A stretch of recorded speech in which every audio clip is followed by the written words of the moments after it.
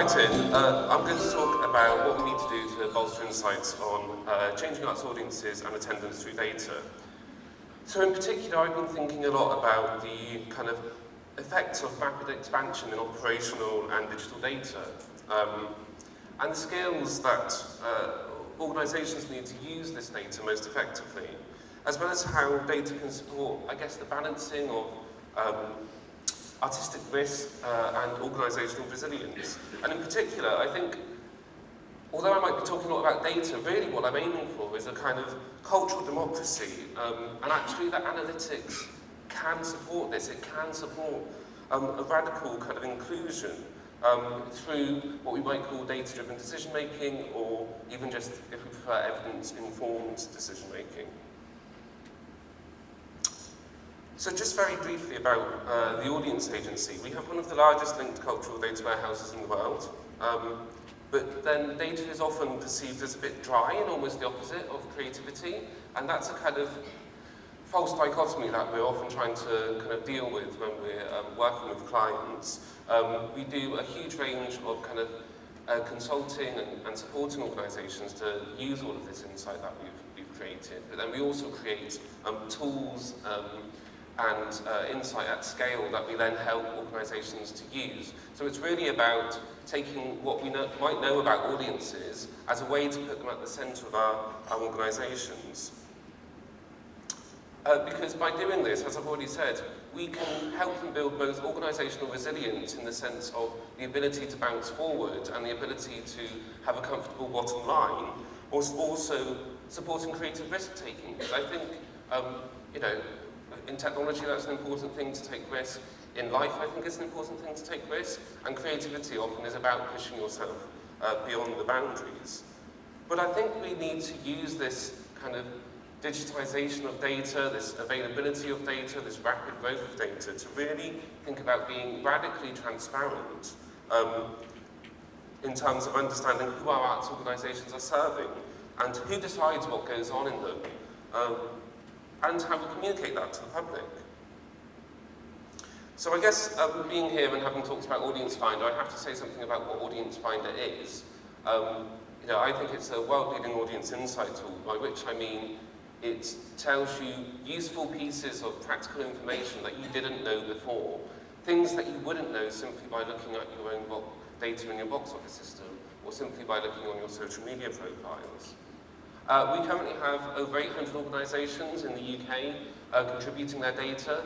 That means that it's all aggregated together, all of the data is standardised and cleaned. 13,000 different users are looking at that data. That means 13,000 arts professionals in the UK are learning something new about their audiences or their potential audiences. It's very much based on the idea of understanding behavioural data from who's purchasing what, and we get a centralised view of what a single household does, no matter which venue they go to, and also a standardised survey, which means that when people are comparing different audience behaviours and different audience reactions to things, they're talking about it in the same way. So that shared language and understanding is really, really vital for the collaboration, which we've heard quite a lot about already in terms of how we're going to work together to tackle some of the opportunities and challenges that digital and data offers us. One of the key features of the Audience Finder tool, I mean, I'm not going to spend my time, I could do an entire afternoon kind of showing you how to use Audience Finder, but that wouldn't actually be that helpful here because you don't have it, for number one. And also I think it's more about critically how we need to think in order to be able to access data and insight and use that effectively. But I will just say one thing about another tool that we created, which is Audience Spectrum. Audience Spectrum is a segmentation of the UK population according to their arts and cultural preferences and interests. So it's incredibly powerful, both in describing in a kind of sector-wide, completely, totally understood way who these audiences are, that when you're talking about these audiences we all share, you're talking about them in the same way, and you're talking about the same people. You have to start seeing, that I talk about data a lot, but it's not really about data, it's about people. The data just gives us little bits of insight to understand them a bit better. Just a little bit more about that. We group them. You can see there are 3 orange labels, there are 3 kind of yellowy-green labels, and then there are 3 kind of 4 teal ones. That's, the orange is the 3 highest engaged groups. They account for less than 20% of the population, but over 80% of the arts attendances. The 3 groups in the middle, they're kind of the ones which, if you took them away, in the UK at least, your organisations would collapse, but they don't actually go that often. And so if you're only looking at your data in very short time scales, you won't see them appear very often. And then the bottom end, the 4 lowest engaged groups, I'm not sure what the policy context is like here, but there's this constant questioning in the UK about reaching the unengaged or the lower engaged or the hard to reach. And this helps us kind of really understand, if we're going to try and do that, to not underestimate how difficult that is and what some of the things we might need to do would be to reach them. So how we might want to communicate with them, where we might want to go to kind of reach them, because they're not going to come to us, what sort of work we might want to put on in order to do that. So they are some of the tools that we've been providing some of our organisations in the UK. It will be, actually it's about 6 years this month that I've been working on this. So we've been doing it for some time. And of course, like any good learning organisation, we want to understand what impact the work that we're doing is happening. And so I was very pleased that 82% of our users said they had new audience knowledge and insight. There was something that they understood about their own audiences that they had never known before, often quite surprising. The less encouraging or the slightly disappointing thing is that only 36% had actually done something differently.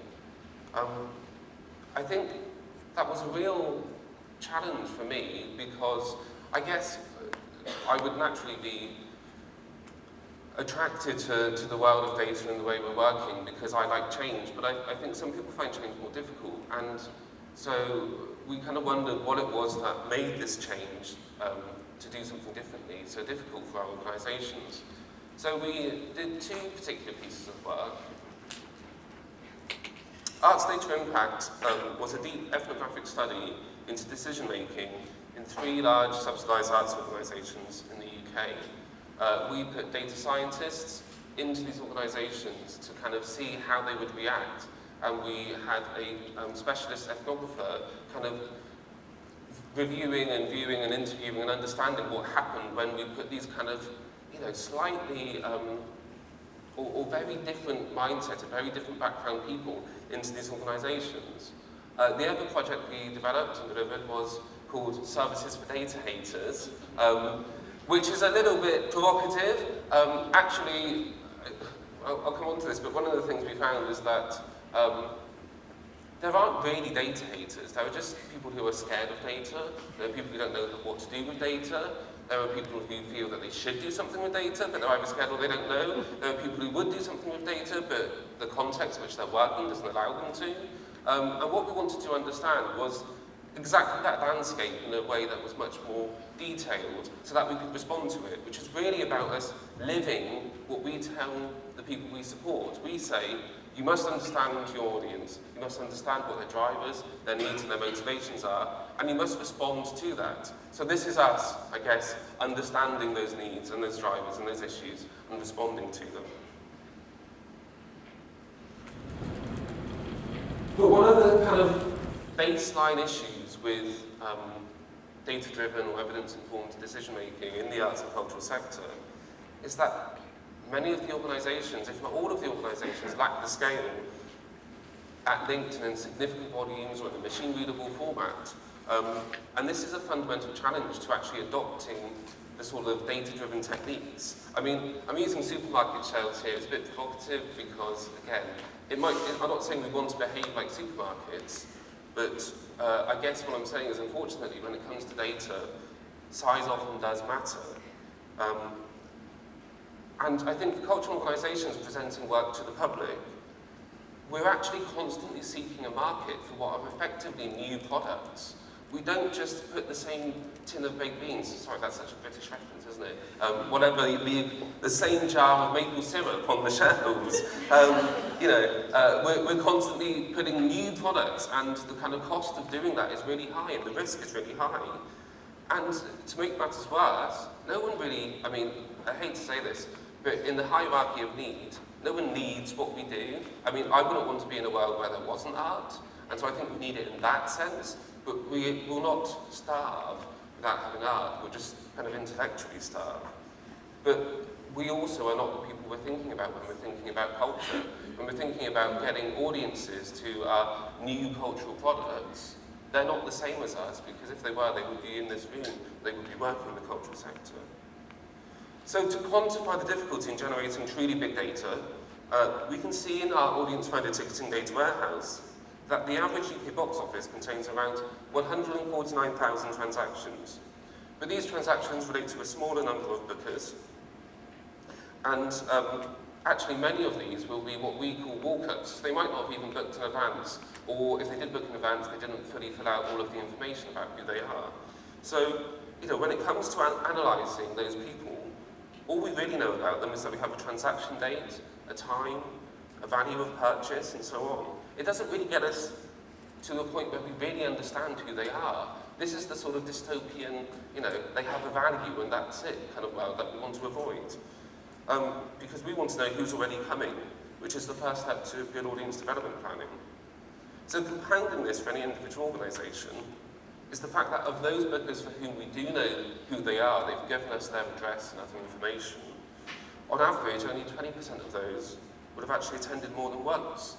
So these oncers are giving very little away in terms of their overall frequency, interest, or value. But there is an answer to this challenge. Aggregating data provides much greater volumes and much greater velocity than any individual organisation can generate on its own. Aggregating just the subsidised performing arts venues produces 49 million transactions in the UK, but non-ticketed organisations can also gain from this approach. I would say actually it's not only 49 million transactions, we have well over a third of UK households represented in our database. So we can tell you something about the interests and the behaviours of over a third of the people in the country, which is really, really exciting for us. And considering we tend to superserve about 10% of the population, we're making some ground in kind of understanding that wider layer, that adjacent circle of audiences we should be reaching. But it's not just about behavioural and transactional data. We also have over 400 organisations collecting data using our standardised audience survey methodology. And that's collecting over 2,000 surveys per week. So every week we learn a little bit more about this kind of mass of people who are attending arts organisations. We know a little bit more about their preferences, their motivations and their drivers. So it's not just about understanding what we would call the recency, the frequency and the value of those organisations, those audiences. It's about understanding what actually drove them to make those purchases that we can analyse in that way. And I think this has the opportunity to fundamentally shift the level of insight we have and have real practical implications for the individual organisations. So just to take one example, if we link the survey IDs to the box office IDs, so what someone professes that why they decided to go to something with the behaviours that they've demonstrated about attending, we can kind of segment those audiences and start to target our communications in a way that feels personalised and relevant to them, and isn't just about us sending out the same old thing because we like it. It has to be about what we think they will like. It doesn't necessarily change the content of what the art is, although it might want to, but it has to at least change the way we communicate what it's about. We find that in our audience finder survey data, the number one motivation across the board is entertainment. People want to be entertained. The number two motivation is for social reasons. They want to have a nice time with people. So we need to put that front and centre in the way that we talk to and communicate with many of our audiences. But not all of them. Some of them will want to know much more about the detail of the work they're seeing. We need to also be able to respond to that. So another challenge is around terminology and what kind of some of the implications of all of this might mean. I wouldn't say that I've used a lot of business and technical language, but that depends on your opinion of what business and technical language even means. But definitely phrases such as data-driven decision-making can be off-putting to many of my colleagues. You know, we have people in the room here, you're all interested, you want to know more about this, but we should think about the people who aren't in the room. Why aren't they here? Is it that they fear they might hear someone like me saying the sorts of things I'm saying? Would that be too challenging for them? I'm not saying that definitely is the case, obviously. I think what this really is about is that many organisations and people working in the organisations fear that these sorts of techniques and this language is really the start of a slippery slope, where we need to kind of purely commercial and transactional relationship with audiences, and that really the cultural sector just becomes another part of consumer society. The quote I have is from a particular workshop where my colleague was asked, so you're telling me a computer should program my venue? That's a picture of HAL from 2001: A Space Odyssey, representing the dark side of potential AI. But this isn't a silly question, and I think one of the challenges about where we are as a sector in relation to the use of data is that there's been massive hype around the idea of big data, that we would have this extraordinary level of automated decision-making. But many experts, such as Nate Silver, make a strong case around the fact that it's actually about human intervention. It's about how we make meaning in the data analysis. So in his book, The Signal in the Noise, he writes, we're not that much smarter than we used to be, even though we have that much more information. And that means that the real skill now is in learning how to pick out the useful information from all of this noise. This is what we at the audience agency talk about as the so what question.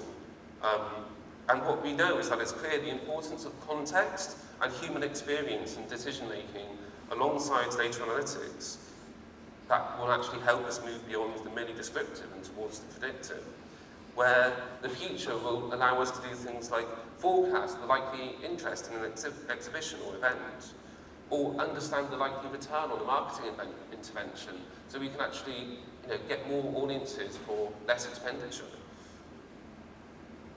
But to do this, we do need more and better data. It needs to be clean, and it needs to be linked, and it needs to be at scale. So in addition to scale of data, we actually need range. I've already mentioned this, we need range of product. There are large theatre operators that might come close to the sort of scale that I'm talking about, but even they would be paddling in the shallow water in relation to, for example, a supermarket, as I've already said. So for best results, what we really believe is that organisations should be working in a coordinated way to use data as a way to put audiences at the heart of the cultural organisations.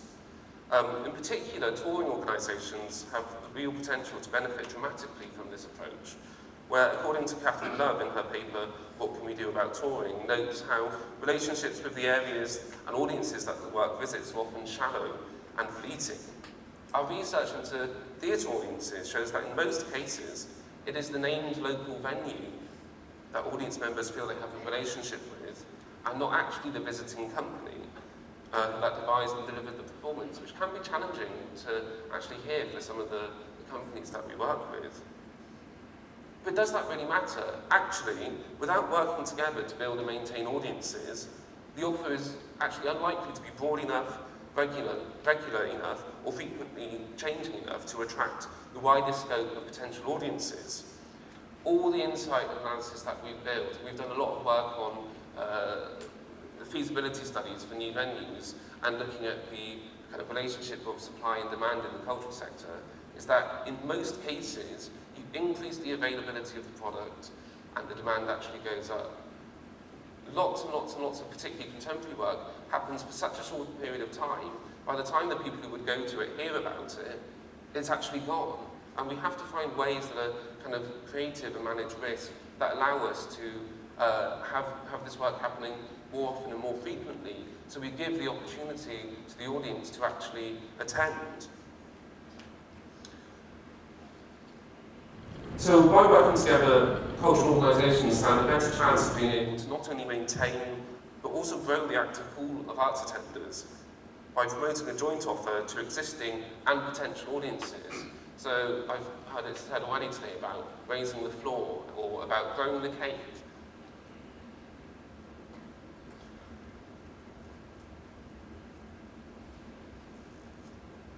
So another challenge is around silos and skills. So organisations' relationship to digital technology in terms of capacity and strategy can cause some serious issues around using data.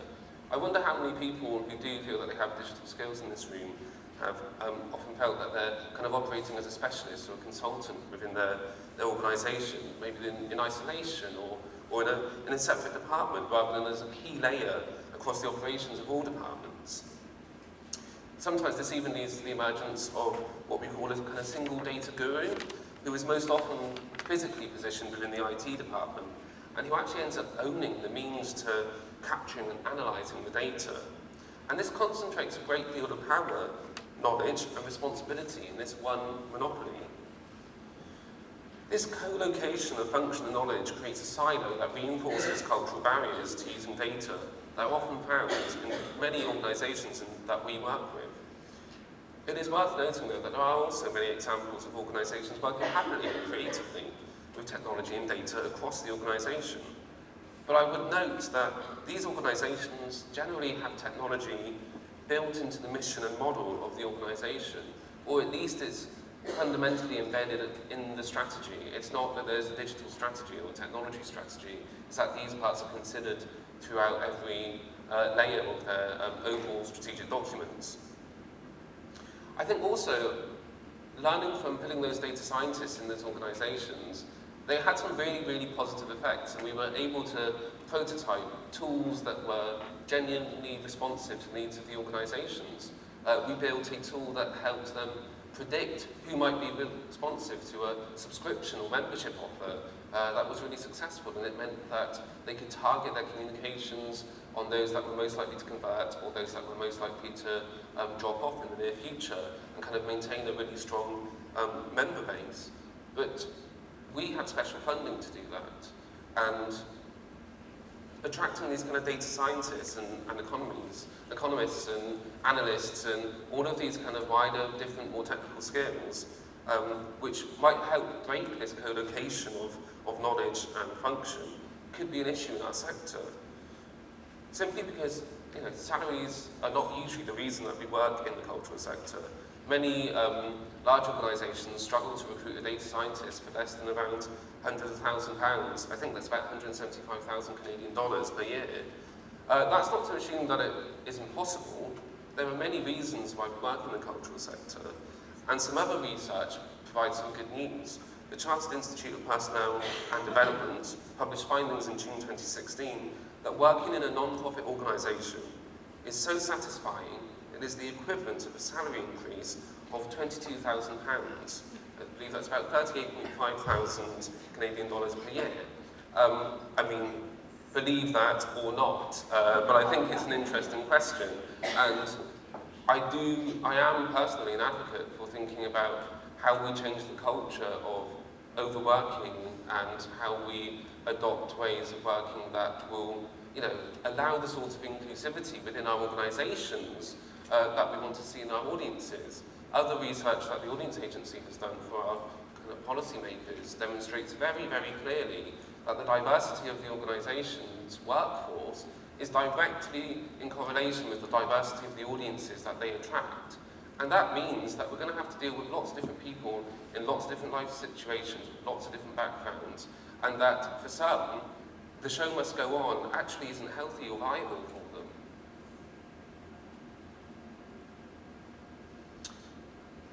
I definitely need to talk about decision-making processes, because I've perhaps made it sound in my talk so far that organisations don't have any technical or digital skills, and that's just simply not true. There are many, and they tend to be clustered around the marketing and commercial departments of the organisations, and in specialist agencies like ours. But the supply-led rather than demand-led nature of some cultural organisations means that the skills and knowledge of these staff are only actually brought to bear on the organisational decisions once they've already been made. So despite years of striving to democratise the existing cultural offer as, to be honest and provocative again, as it is curated by the cultural elite, we still find that the arts organisations in the UK are super serving 10% of the population and only just about providing for another 50%. So the evidence increasingly suggests that if we want the majority of society to engage in the public culture, we will need to enter into an age of cultural democracy. And this means that the possibility of using data in nuanced and creative ways moves this idea from a provocative theory and makes it a question of pressing potential.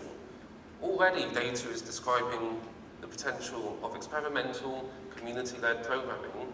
In the UK, we have a program called Creative People and Places. It's been very radical because the Arts Council of England don't tell the receivers of that fund what they're going to do. They give them money, and they will only give money to non-cultural organisations. And those non-cultural organisations will be in partnership with a cultural organisation or a creative producer or something similar. But it's actually the organisation that doesn't have the expertise that makes the decision. They're basically just informed by the expertise, the cultural expertise of the people that they're working with. And I think that it's a fantastic example of how genuine creativity and really high quality cultural work can be made when it's not led by cultural people.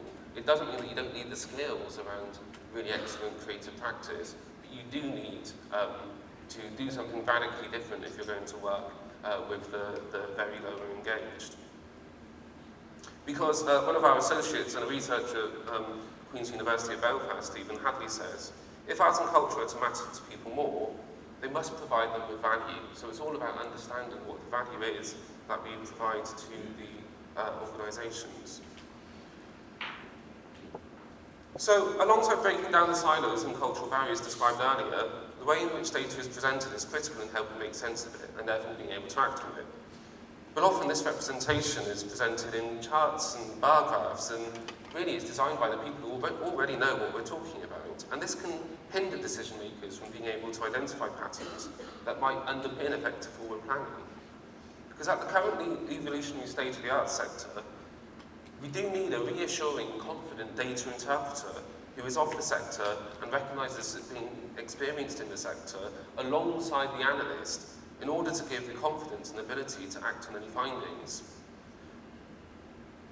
Again, our ethnographic research with Paul Moore of the University of Ulster finds there is a clear fracture, albeit with different levels of severity, between the work of those involved with data and those we would call the artistic gatekeepers. And this causes a number of problems in applying insight, as I've already described, in terms of it being only referred to once a decision has been made. And we're trying to overcome this implementation gap. Another point that's kind of coming to bear is that despite the fact that we're finding it difficult to use this data, many organisations are actually also simultaneously reaching data saturation points. And I think this is about how the organisations are kind of scrambling to adapt to the most recent technological innovations.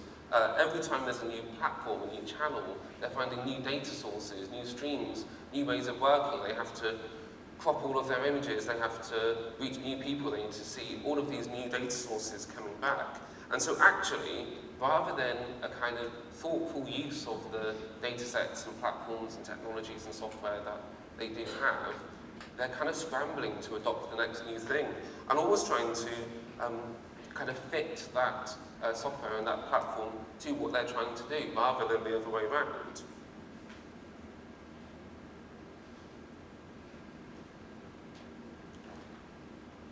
The final challenge I want to talk about is the intuition myth. Every organisation we studied had at least one individual who had taken on being given the mantle of gifted through intuition. But actually, we found that this tended to be a myth. Most of these people who were considered gifted actually had a very detailed knowledge and understanding of the data that was at their disposal. It was simply that they felt they had to present what they knew within the context of being gifted through intuition, rather than as the result of detailed analysis of data in order for it to be heard by the kind of gatekeepers and the decision makers within the organisations.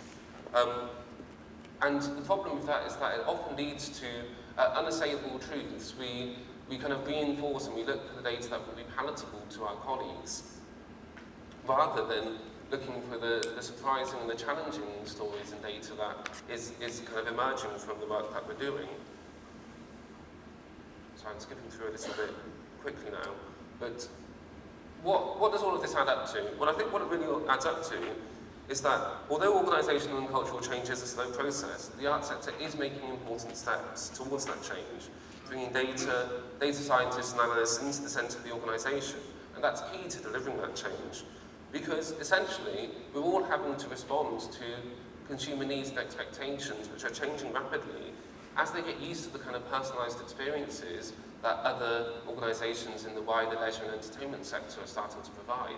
They're going to expect that same responsiveness and personalisation from us. And I think the data helps us do that in a way that is going to be more effective, that isn't just about reinforcing some assumptions that we've kind of held for some years about who our audiences are. In fact, in the words of Todd Yellin at Netflix, he says, "Here's a shocker for you. There are actually 19-year-old guys who watch Dance Moms, and there are 73-year-old women who are watching Breaking Bad." So this may not fit the mental image we have of these groups. And not only do Netflix know this, but they act on it in what they commission, program, recommend, and communicate. Now here's a potentially provocative question. Could the sector use this as a template for data-led cultural democracy in action? Just because we don't like what the content is, we might not like the content or the business model of Netflix, doesn't mean that there isn't actually something to kind of perhaps think about and understand in the way that they are, very data-driven. So finally, we are doing some things about all these challenges of the audience agency. We are moving from perhaps what might have been seen as a data trust, a bit of a kind of closed fortress of capturing this data and pushing it out in ways that we felt we saw fit, into one where we want to become a utility, where any organisation, any supplier can come and really just sit on top of our data platform to make their software, their decisions more useful on a day-to-day basis. We're working really hard on the application of AI and particularly working around natural language processing. So rather than organisations and people within those organisations needing to be able to interpret those bar charts and those graphs and know what to do about it, we're allowing them to kind of ask questions in a kind of very open and natural way. And in fact, creating journeys where we'll nudge them to ask the right question by saying things like, "Hey, did you notice your audience had gone up by this much this week? Or did you notice that this particular cultural segment seems to be really interested in clicking on this page of your website right now?" We really want to create customer feedback loops. That's one of the most important ways that we're going to avoid it being all about us and make it much more about being all about the audience. And that means we can expose some of the algorithms that we use to make recommendations. And essentially, think of it like a slider. If you were looking for something and you would be able to just slide, "Oh, I want it a little bit more like this, a little bit more like that, because perhaps today I'm looking for something to do with my nephew on the weekend, tomorrow I'm looking for something for date night," we can have a much more sophisticated knowledge of who our audiences are and respond to them in a way that is appropriate and that they don't just fall into one category all the time. And I guess what that is really leading to is recommendation as a service based on wider and better data sets. And that finally is me.